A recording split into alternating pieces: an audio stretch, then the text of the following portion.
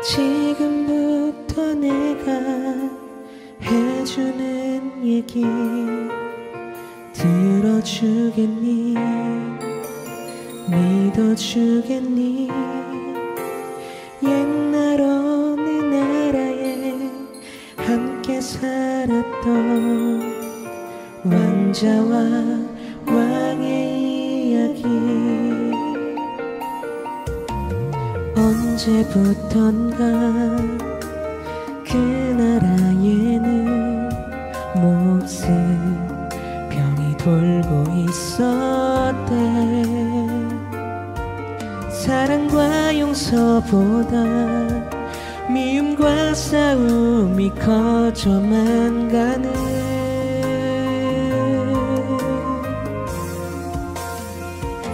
그 왕은 고민했었나봐. 그 병을 고칠 수 있는 이는 하나뿐인 왕자뿐이었는데,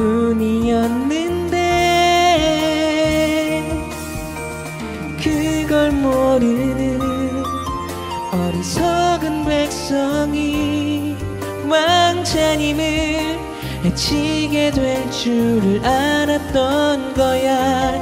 그때 왕자님이 말했대. 사랑하는 저들을 위해서 제 영혼을 아버지께 드려요. 당신의 사랑, 그 위대하신 사랑을 전하러 그 어디든 맨발로 찾아갈게요. 사랑을 나눠줄게요.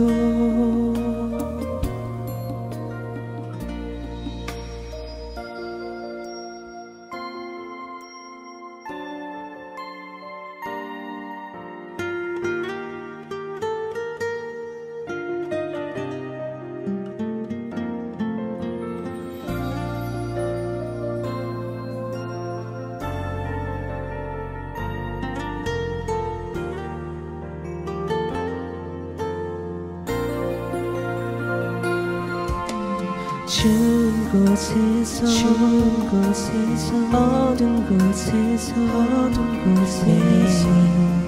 사랑을 가르쳤대. 항상 기뻐하라고, 기도하며 감사하며 살라고.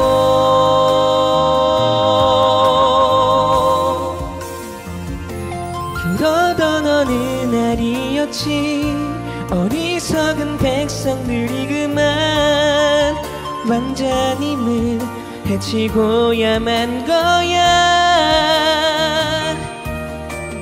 하늘도 울고 세상도 울었지만 왕자님은 기도했대. 저들을 용서하라고. 그제서야 모두 알았지. 우릴 위해 이곳에 오신 걸, 우릴 위해 눈물 흘리셨단 걸. 그분의 사랑, 그 위대하신 사랑을 배우고 다시 오실 그날을 기다렸는데,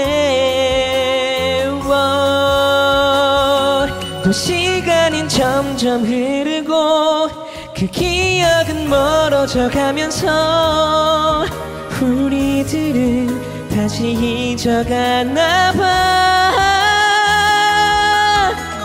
그분의 사랑, 그 위대하신 사랑을 우리는 언제까지나 항상 기억해야 해. 가슴에 새겨둬야 해.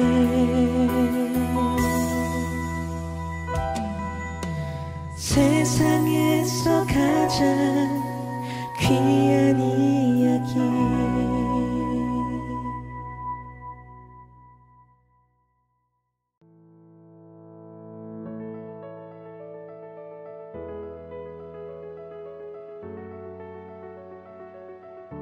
저는 가장 기억에 남았던 영상은 6월 28일 날 찍었던 영상입니다. 네, 그때 다리가 이제 어디가 네, 그래서 촬영을 그래도 무사히 다 마치긴 했었어요.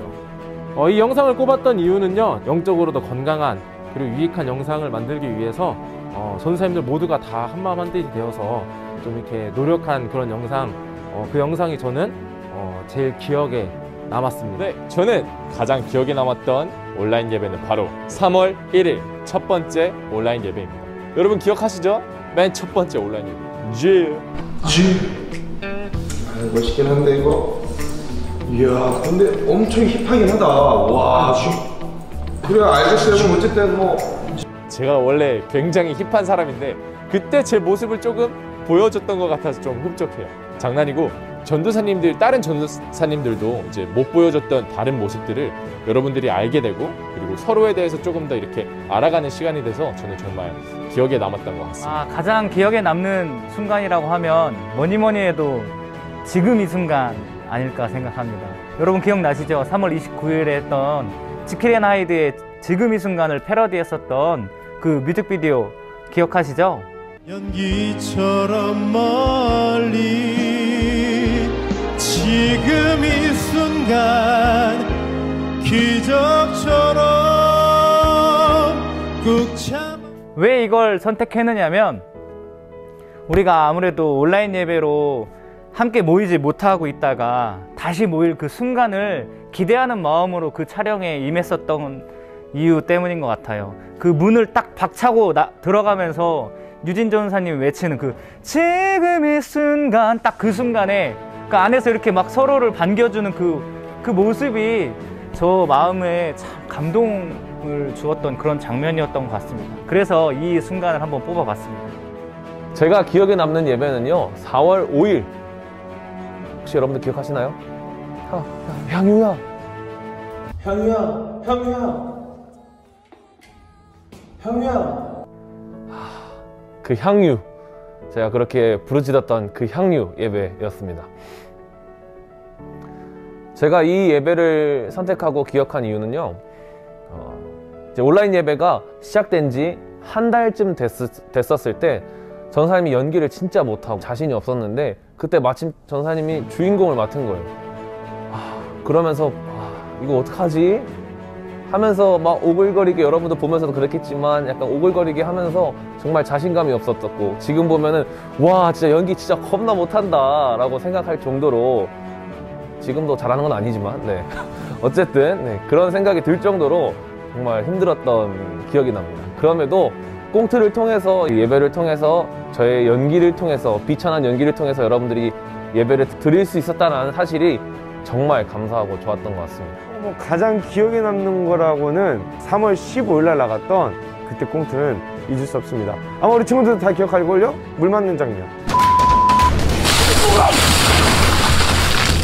네, 제가 그 3월 15일 예배를 뽑은 이유는 3월인데 굉장히 추웠어요. 춥고 추운 날에 꽃샘추위 막 오고 이래가지고, 그런데 이제 뭐 여러분들 절대 그렇게 하면 안 되지만 담배 피다가 이제 담임 목사님이 물을 뿌려가지고 물 맞는 장면이었는데, 그거 찍을 때 엄청 고민했어요. 근데 너무나 감사한 거는 그 장면을 보고 내가 불쌍했나? 많은 친구들이 굉장히 격려하고 뭐 응원하는 메시지, 이런 걸 좀 보내줬던 기억이 있습니다. 그리고 그게 또 재밌었던 이유는 사실은 그 뒤에 비하인드 컷으로 나갔지만 담임 목사님이 몇 번의 NG를 내셨어요.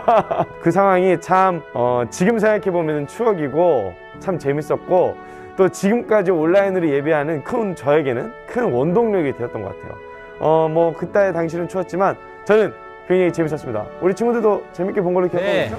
제가 가장 기억에 남는 영상은요, 바로 5월 24일 날 찍었던 영상인데, 여러분들 그거 기억나세요? 멋쟁이 전화, 멋쟁이 전화. 네, 바로 이 영상입니다. 여러분들 이 영상을 촬영하는데 아주 슬픈 사연이 있습니다. 그것이 무엇이냐면요, 우리 전도사님들이 집을 못 가셨어요. 왜 집에 못 가셨냐? 제가 너무 연기를 못 해가지고 우리 전도사님들이 계속 촬영을 했거든요. 그나마 다행이었던 것은 저만 못했던 게 아니라 우리 김요셉 전도사도 같이 못해주어서 이 옷만 입으면 나 같은 사람도 그나마 저에게 위안이 되었습니다. 아무튼 이 영상이 우리 대전 꿈의교에서 촬영했던 첫 번째 영상이기도 했고, 또한 저의 그 존재감이 부각되었던 그런 영상이었기도 했고, 그래서 저에게는 아주 기억에 많이 남아 있습니다.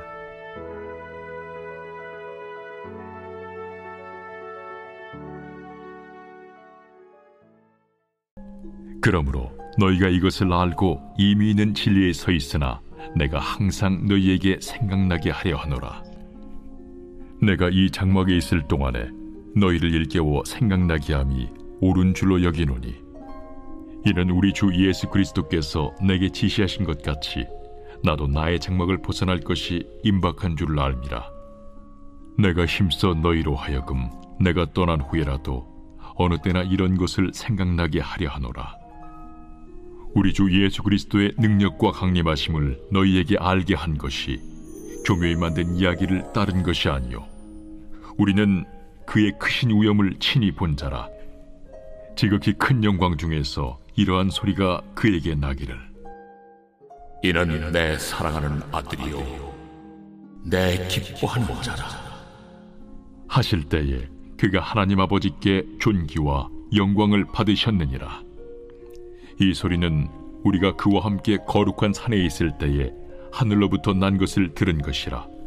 또 우리에게는 더 확실한 예언이 있어 어두운 데를 비추는 등불과 같으니 날이 새어 샛별이 너희 마음에 떠오르기까지 너희가 이것을 주의하는 것이 옳으니라.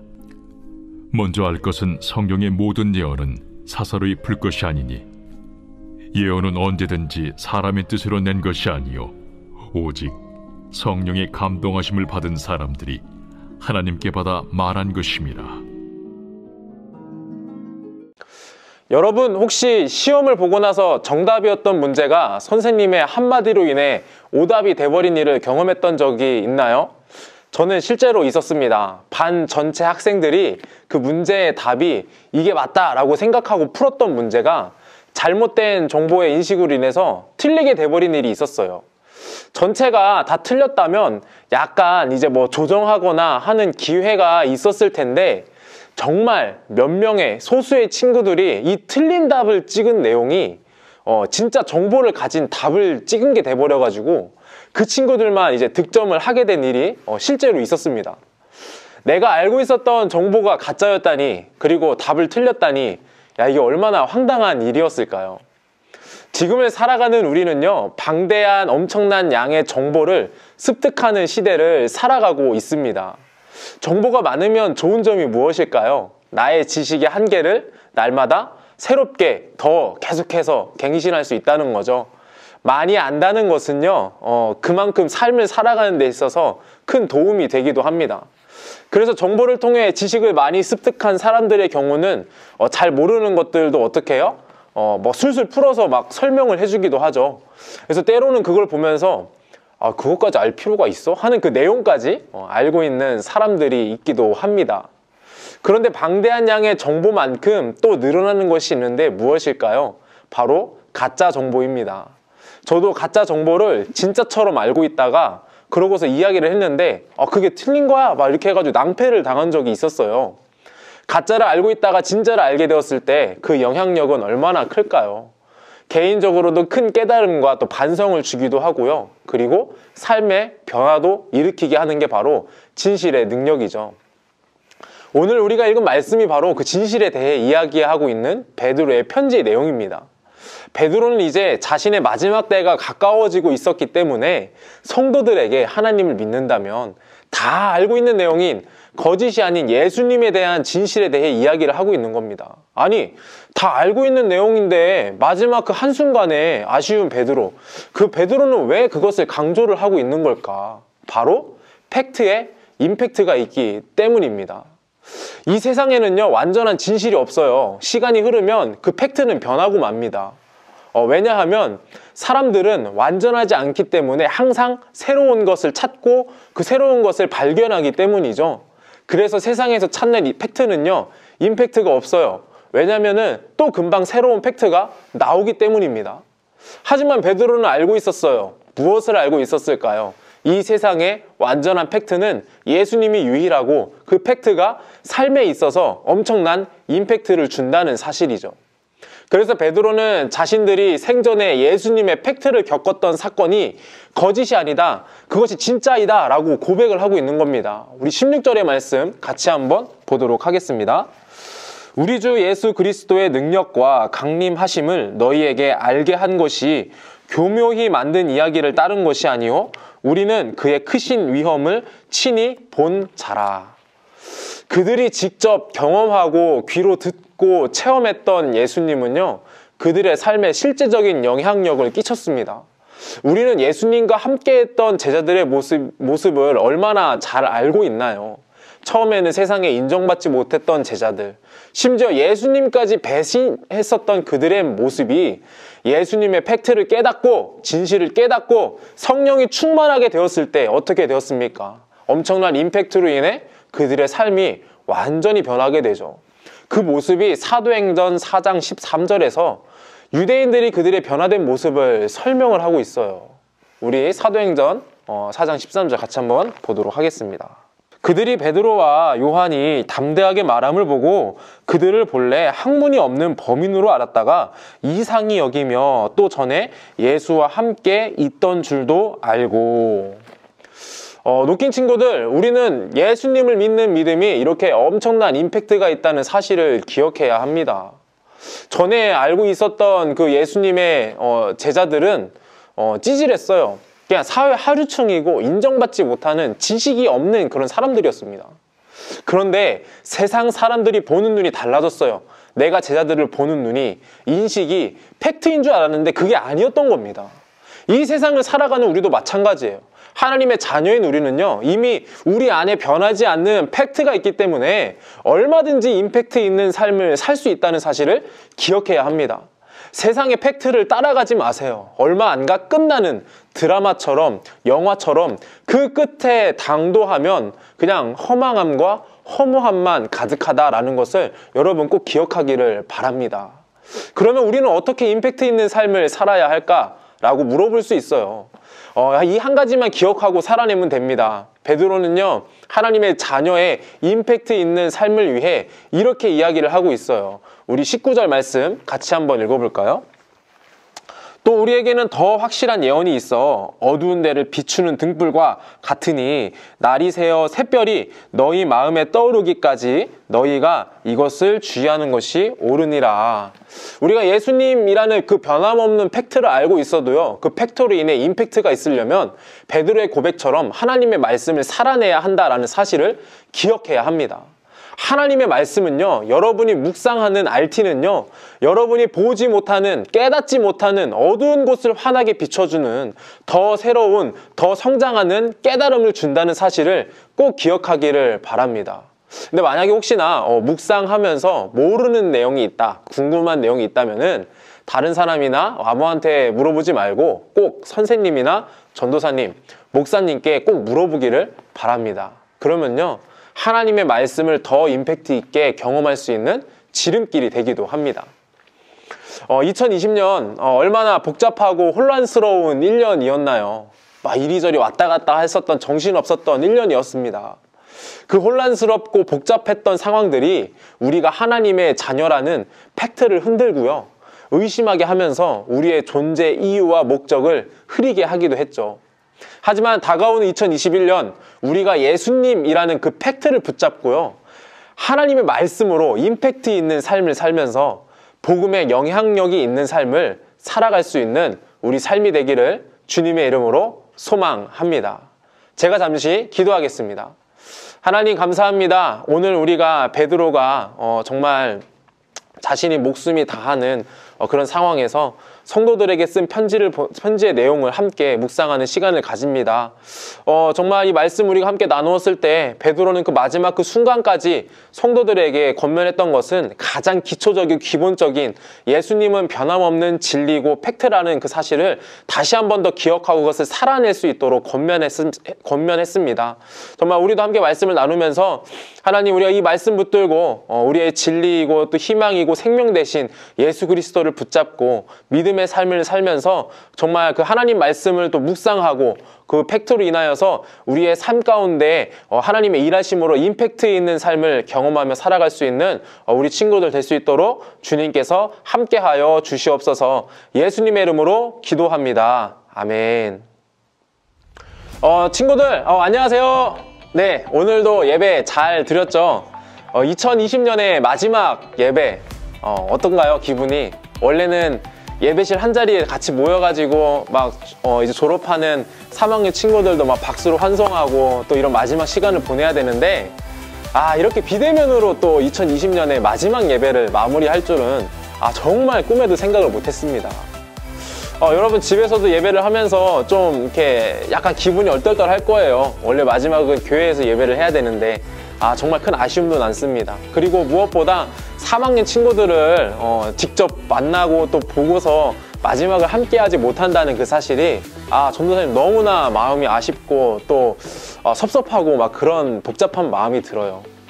선물도 나눠주고 해야 되는데 선물도 나눠주지 못해서 참 미안하고 또 섭섭합니다. 아쉽고 그래요. 그래서 선물은요 여러분 주중에 전도사님이 직접 여러분에게 연락을 해서 선물을 직접 전달을 할 계획입니다. 정말 특별한 선물, 여러분들 고등부 올라가서 새로운 3년을 시작할 때 정말 길이 되고 또 도움이 되는 특별한 선물을 준비했으니까 여러분 꼭 기대했으면 좋겠고요. 목장 선생님이 특별한 경우는 직접 전달할 수도 있으니까 여러분 꼭 기대했으면 좋겠습니다. 그리고 이제 다음 주에는요 새로운 1학년들이 이제 우리 중등부와 함께 하게 됩니다. 1월 첫 주 아니다 1월 3일까지 비대면이죠. 다음 주까지 비대면으로 예배가 진행이 됩니다. 야, 1월 딱 첫 주도 현장으로 딱 모여서 이제 1학년 신입생 친구들이랑 같이 인사하고 막 또 교제하는 시간도 보내야 되는데 야, 이건 또 이렇게 첫 번째 시간이 또 비대면으로 또 가게 되네요. 너무 아쉽습니다. 그래서 1월 둘째 주에는 대면 예배로 드려질 수 있기를 여러분 기대하고 또 소망하면서 우리 예배를 기대했으면 좋겠습니다. 그래서 여러분 한 주도 마지막 이제 2020년 한 주도 정말 알차게 하나님과 동행하는 믿음과 은혜 속에서 잘 보내고 우리 대면 예배하는 날 그때 우리 다시 기대하면서 만났으면 좋겠습니다. 여러분 안녕.